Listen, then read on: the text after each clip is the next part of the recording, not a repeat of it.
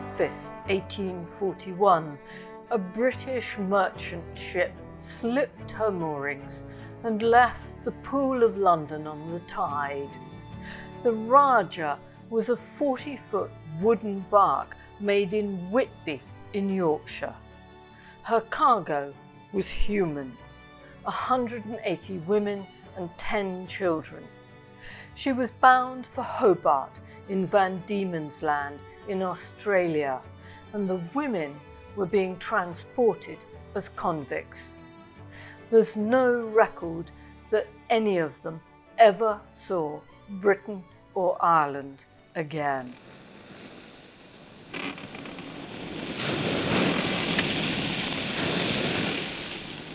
The voyage took 105 days, and in that time, these women, who were poor and had led difficult and chaotic lives, created an intricate and beautiful quilt of nearly 3,000 pieces that has become one of Australia's most loved artefacts, an enduring symbol of its colonial history and the role its convict past has played in creating it as a nation. I think for a long time, Australians were shy to admit or embarrassed to admit that they had convict heritage. People have discovered that they have got convict ancestors, and they're not that bad. And there are very few tangible indications of our convict ancestry. And the Rajah Quilt is something that we can see, that we can understand, and gives us a reason to be proud of our convict ancestors. And when you think about it, the fact that it was hidden in a loft in Scotland for such a long time and then reappeared, it's a remarkable story in itself. But that makes us think that, well, the convicts weren't that bad. They could create a thing of beauty like this. And I think we all would like to have a Rajah ancestor who'd done that. Diane Snowden is a researcher of women's convict histories and co-author of a book called Patchwork Prisoners. She's proud to have more than 20 convicts amongst her direct ancestors. And this episode of Haptic and Hue is about the Rajah Quilt and the women who made it, who, despite their incredibly tough lives, have left us something precious and beautiful. I'm Jo Andrews, a hand weaver, interested in the stories textiles tell us and the often hidden hands that make cloth and bring it into being. These tales cast a fresh life on the human story and almost always have something new to tell us about the lives of the people who work with fabric and fibre. The Rajah Quilt is the only example of work completed on board a convict ship that survives. Nothing else from those painful transports has surfaced, partly because for so long this was buried in shame, and also because those transported had so little to start with. This quilt story is an extraordinary one, as we will see, but purely as an object, it still has the capacity to charm. It's intricate, it's creative, it is the work of convict women, and that in itself is rare. The colours are really vibrant. There are little birds and flowers all through it. It's just an amazing thing to see. And it's still so colourful after all these years. The work Diane and her co-author Trudy have done on the women who were transported on the Rajah allows us to understand how it came to be made, and also to see these women as individuals rather than just as anonymous convicts. Poverty was a long-term problem in England and in Scotland after the Industrial Revolution. The women are victims in a sense that they were victims of that, but they also had a certain amount of agency where they took their lives into their own hands. Some on board the Rajah were first-time offenders, others were not. The vast majority were being transported for stealing, and often stealing textiles and clothing. And it does seem particularly unfair that they should be transported for 7 years or even longer for what was really a minor offence and something we wouldn't even take to court today.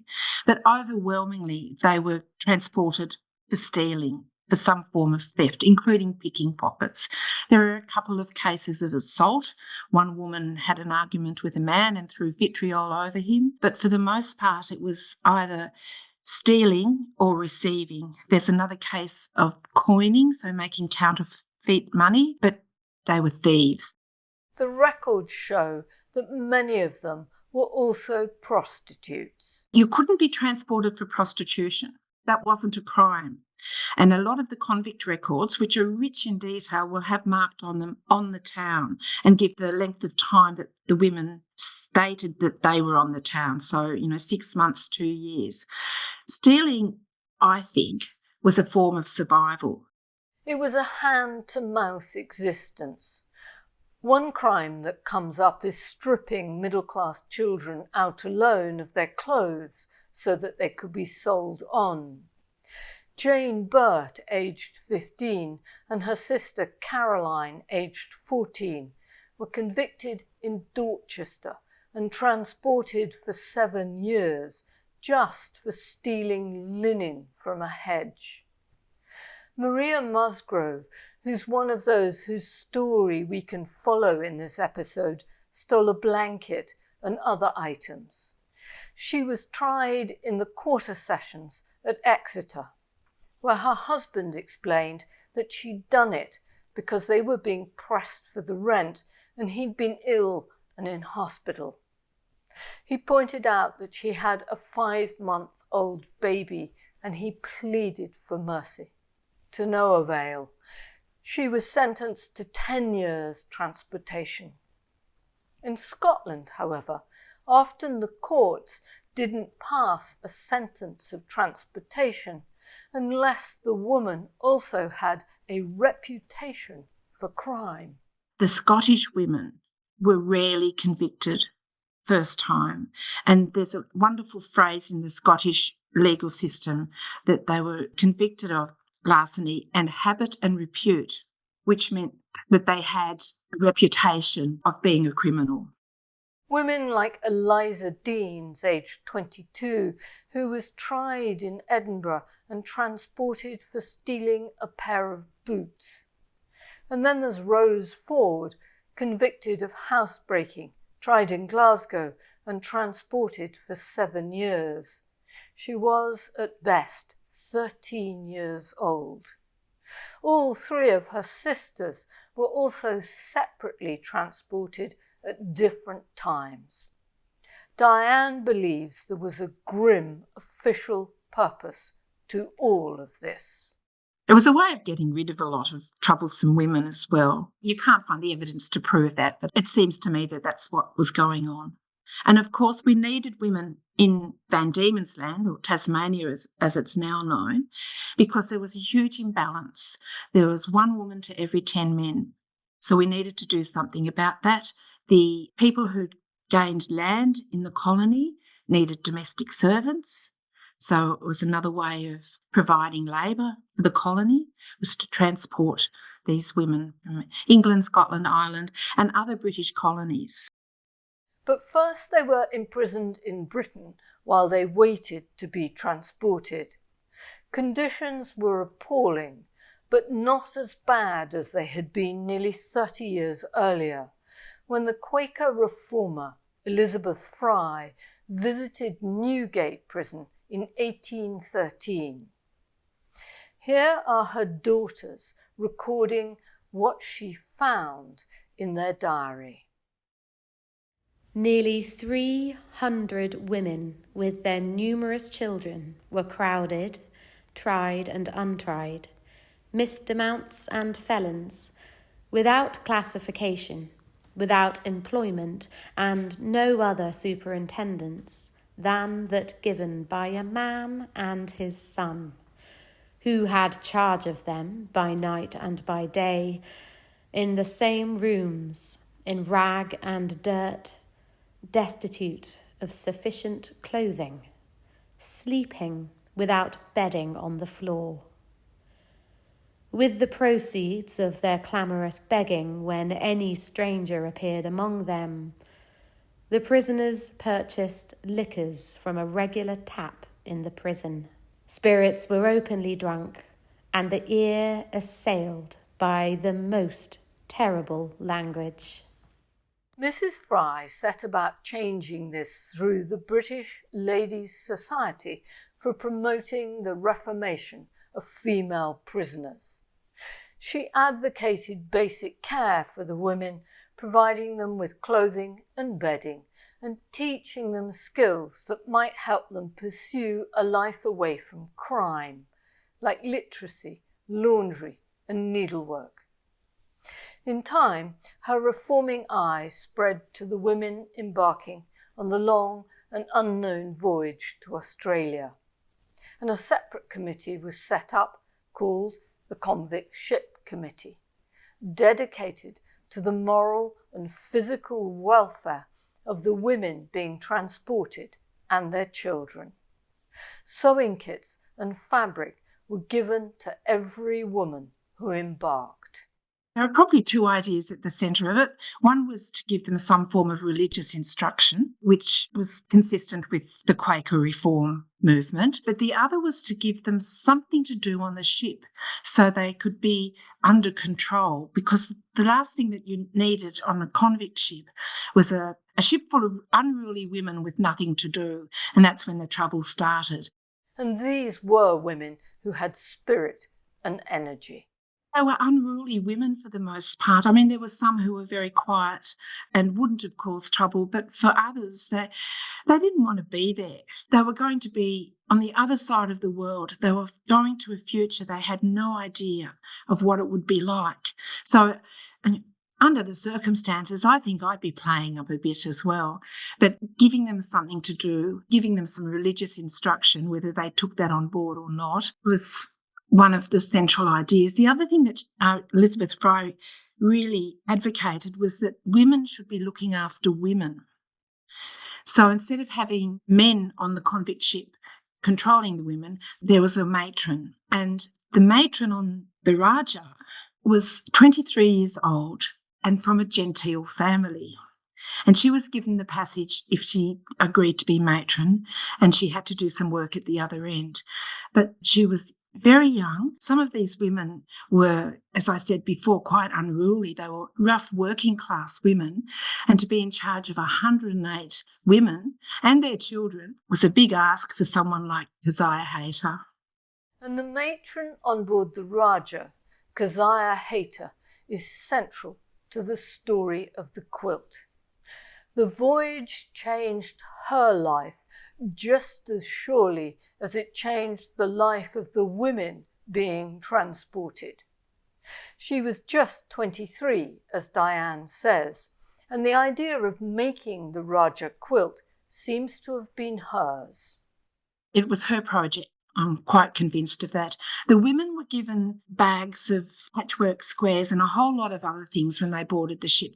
It's a gift from the ship committee, and they were able to make their own quilts, but none of those have survived. And we think that the Rajah quilt has survived because it was a presentation quilt.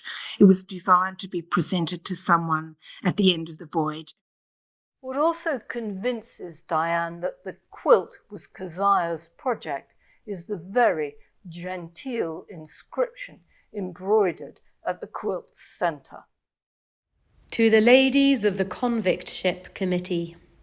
This quilt, worked by the convicts of the ship Rajah during their voyage to Van Diemen's Land, is presented as a testimony of the gratitude with which they remember their exertions for their welfare while in England and during their passage, and also as proof that they have not neglected the ladies' kind admonitions of being industrious.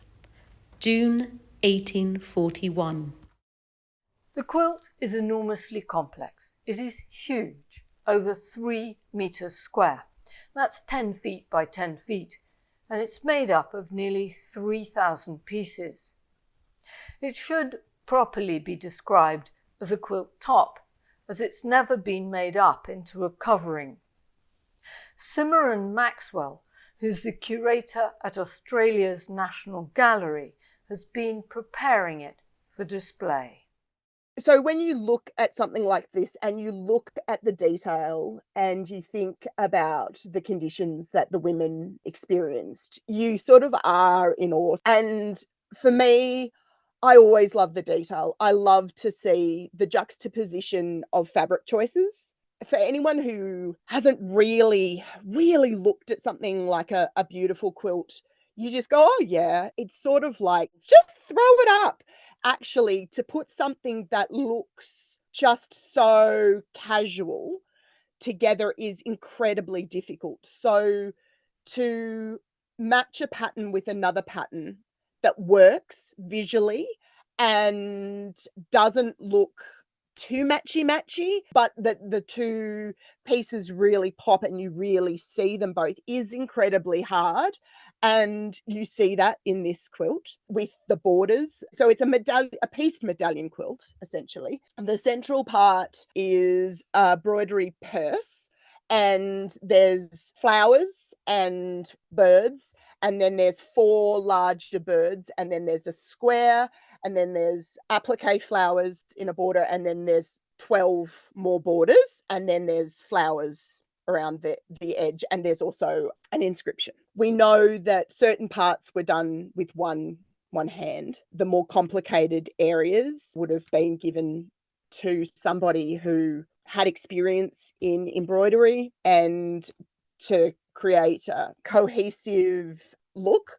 But then as you go through the border patterns, you start to see some stitching that is not as tight as others or not as even as others. Some of those seams are really small, which again is kind of fabulous. So the work of creating the quilt was most likely overseen by Keziah Hayter. But whose hands were involved? That's the question Diane and her co-author set out to answer with their research.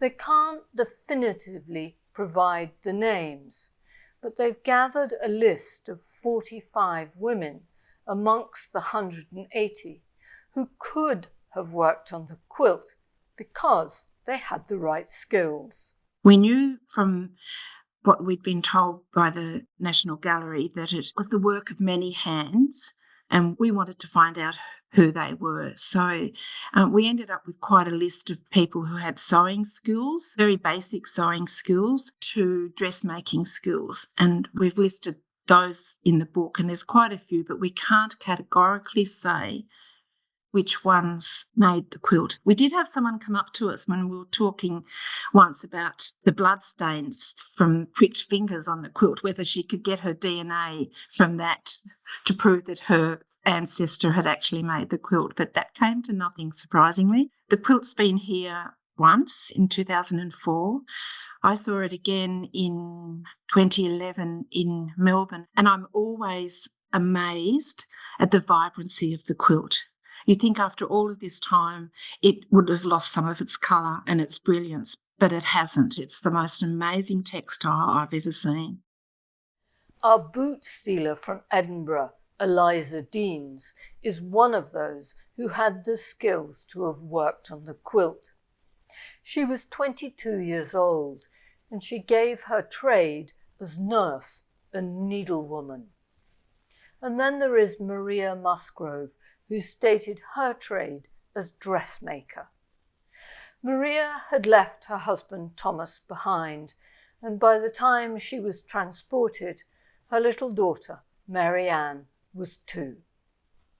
We can't prove these 2 women were quilt makers, but we know they were skilled needlewomen. They certainly weren't the only ones who worked on this project. Some of the pieces are done with great skill and they're exquisite. And there are other bits where originally people thought that the patches had faded, but in fact they were inside out. And when you think about the conditions on the ship, it's not going to be bright light. You know, people were working under difficult conditions. It's astounding that it was actually finished and created, presented and survived. You can see the differences in the skill level in the patches and the embroidery on the quilt. Another question is, why did they do it? Here's Simran Maxwell again. We know that there were 400 different types of fabric used in the quilt, and that most of these were new. There are maker's marks on some of them. Because it's an unlined quilt, we can also see the reverse. We also know how much fabric and materials that the women were given before they boarded the boat. So the idea of the quilt is very unusual. Women did make things on board. What else would you do for 3 months? But it was usually things that they kept or that they sold along the way to make some money, so that when they arrived at their destination, they wouldn't be destitute. They would have something to start with. Whereas these women put all their energy into making something to prove to the Lieutenant Governor's wife that they were somebody, they weren't just useless. The hope was that she would look favourably on the group and then help them. The quilt was finished almost a month before the Rajah arrived in Hobart in modern-day Tasmania, and it was presented to Lady Franklin, wife of the Lieutenant Governor, Sir John Franklin. She seems to have made very little of it, and it rapidly disappears from sight for over 140 years. But because they were in the charge of the British state, the women do not disappear. They are processed and detailed, which is how we learn that Eliza Deans, although from Edinburgh, was a woman of colour, and so too was her shipmate, Jane Johnson. What was happening in the 1800s during the convict era was that anyone who was in a British colony could be transported to Van Diemen's Land or one of the other places like Bermuda. People from Hong Kong, for example, the West Indies. But these women were from Scotland. The 2 women of colour on the Rajah were actually from Scotland. The convict records are really rich. So we have a conduct record, which is a record of what the women did and where they were after they arrived in the colony. We have a description list, which is quite detailed, and we have an indent, which came with the women and gives information about living families. So they're really rich records for historical research. The description list for Jane Johnson and the other woman of colour, Eliza Deans, describe them as having a black complexion, black hair, brown eyes, so you know that they would have stood out in the colony. Eliza was born in America and gives her birthplace as Long Island. Her father is thought to have been a planter from the West Indies. Her mother is unknown. When Eliza arrived in Australia, she was assigned as a domestic servant to the clergyman, the Reverend Mr. Lilly of Hobart. Her shipmate and likely fellow quilter, Maria Musgrove, was not so lucky. Her child, Mary Ann, was quickly removed from her. When they got to Van Diemen's Land, the children were taken from their mothers and placed into an institution called the Orphan School. Now, it wasn't a school for orphans, but it was an institution for destitute children. And it's unlikely that the women knew that the children were going to be taken away when they got to Hobart. And I find that really heartbreaking. Conditions were dreadful, and without their mothers to care for them, many died. Mary Ann lost her life at the age of 3, succumbing horribly to gangrene of the mouth.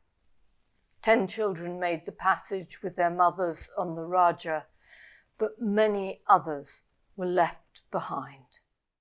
They had to choose which ones to bring.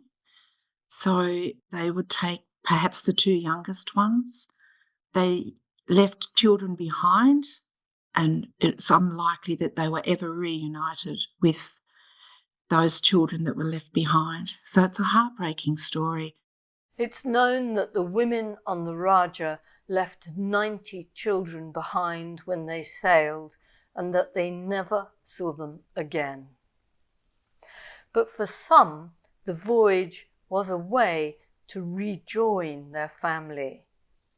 Mary Sullivan, who had pawned a jacket that didn't belong to her, said she'd done it because she wanted to join her husband Michael, who'd been transported in 1837.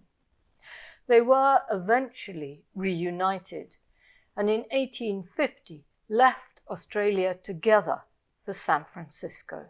It was quite common for families to be transported either on the same ship, or women on the same ship, or later ships. So there's an entire family, and it is an Irish example. The father was transported. He applied for his wife to come out under the Convict family reunification scheme. She couldn't wait that long, so she committed a crime and came out. And all in all, there were 8 members of that particular family who ended up in Van Diemen's Land. That's the tip of the iceberg. I did my PhD thesis on women who were transported from Ireland after the famine, and they stated that they deliberately committed the crime in order to be transported. So they'd set fire to something and stand there and wait till they were arrested. And some of them gave reasons like, I did it to better my conditions. I did it to join my father. I wanted to find my mother. So there are heartbreaking stories about the reasons women committed crime.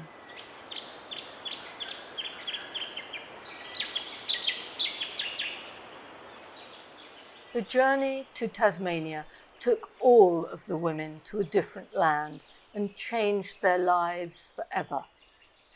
For Keziah Hayter, the young matron who had organised the making of the quilt, the voyage marked a turning point in her life. Keziah Hayter was taken under Lady Franklin's wing, and she was given tasks to do, such as visiting the women where they were housed. We think that the quilt was presented to the Franklins. We think that it then went back to Scotland, because there's another side of Keziah's story in that she fell in love with the ship's captain and married him. And he took the Rajah back for another voyage while she stayed here. And the Franklins in 1843 left on the Rajah. So we think it went back with the Franklins.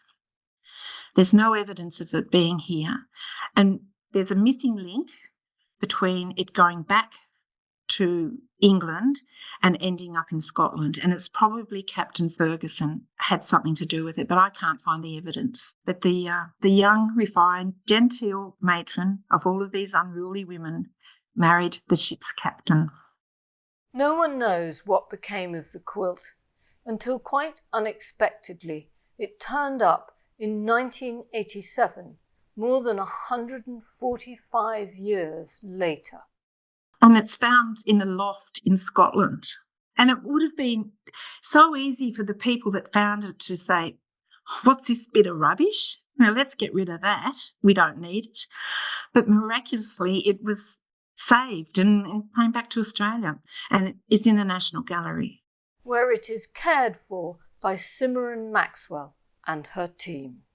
And it looks like it was never washed, which is fantastic. So the materials that were used by the prisoners, they reflect the printing industry at the time, and a lot of the printing techniques, if they had been exposed to light and also washed against one another, and there are nearly 3,000 pieces on the textile, then you would have got bleeding, you would have got a lot of fading, and that's why we don't have it on display very often.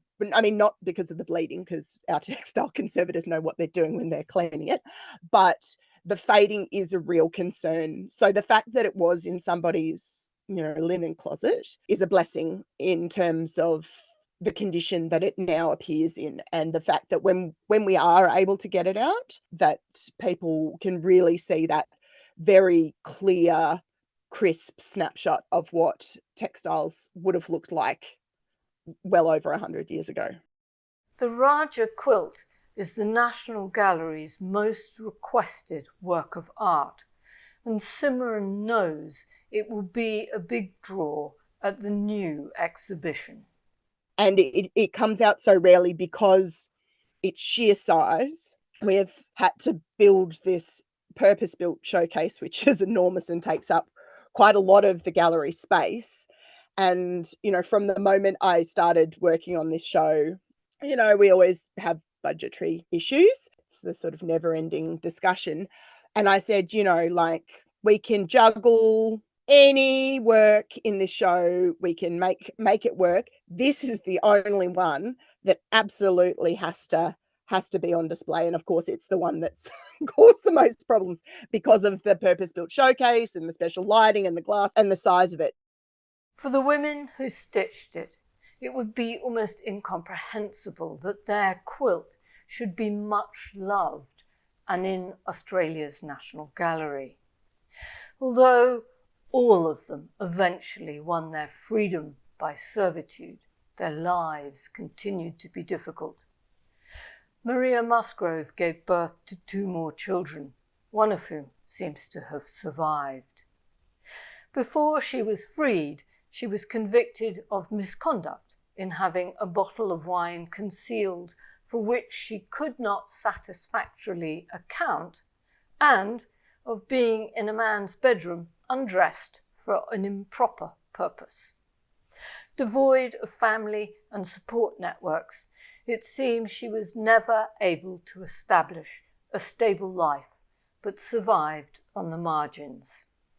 She died in 1885, aged 71, in the Newtown Pauper Establishment in Hobart, which is what the orphan school where her little daughter had been placed all those years before had become. And like her daughter, she is buried there.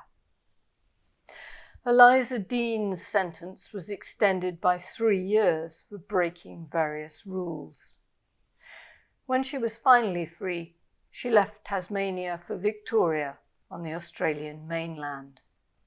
She married twice, the second time to the widower of one of her shipmates. When she was 60, she was admitted to the Yarra Bend Lunatic Asylum in Melbourne, where she died 6 days later of a disease of the brain. Jane Burt, the little girl who did nothing but steal some laundry from a hedge in Dorset, married and had 7 children. She lived to the age of 90, and she's one of the few women from the Rajah of whom we have a photograph. When she died in 1911, her obituary in her local newspaper described her as a bright and cheerful old lady, very highly esteemed by all who knew her.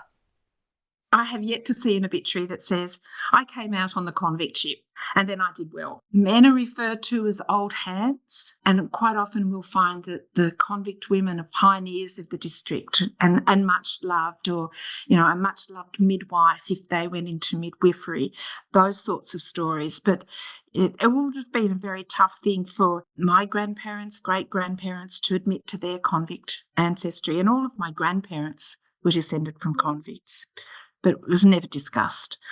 The other thing about women when they served their sentence is that during the time they were under sentence, they were housed, they were fed, they were clothed. After their 7 years, or whatever their term was up, they were on their own hands, and they had to find a way of living. Marriage was encouraged for all sorts of reasons, but even that didn't provide a secure income in a lot of cases, and desertion was common, particularly at the time of the gold rushes in Victoria. So it could be really tough. But what was created on the Rajah all those years ago in such difficult conditions has become an important icon for part of Australian society. Here's Simran Maxwell. In a sort of, I guess, a similar way to some people in America who feel, that connection to those people who came out on the Mayflower, the people who came out as convicts, they didn't choose to come here, they were sent.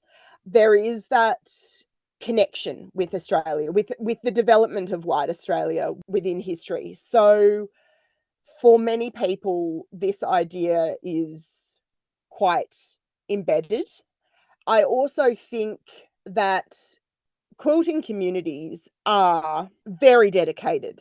These women worked so hard and they were not given the recognition, but there is a huge part of our women visitors who are aware of how skilled these sort of things are and how beautiful they are, so that they want to come and see them.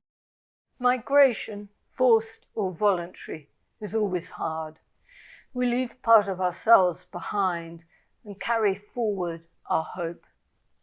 These women arrived in Australia as convicts with nothing, not even their freedom. And even though they lived their lives in hardship and obscurity, they managed to make something skillful and beautiful, something that endures to this day and stands for all of us who have ever had to start a new life somewhere else, which gives the quilt a resonance far beyond Australia. The journey of writing the book was like making a quilt. A little piece here and a little piece there until you've got a whole. And I hope we've done justice to the stories of the women and their children.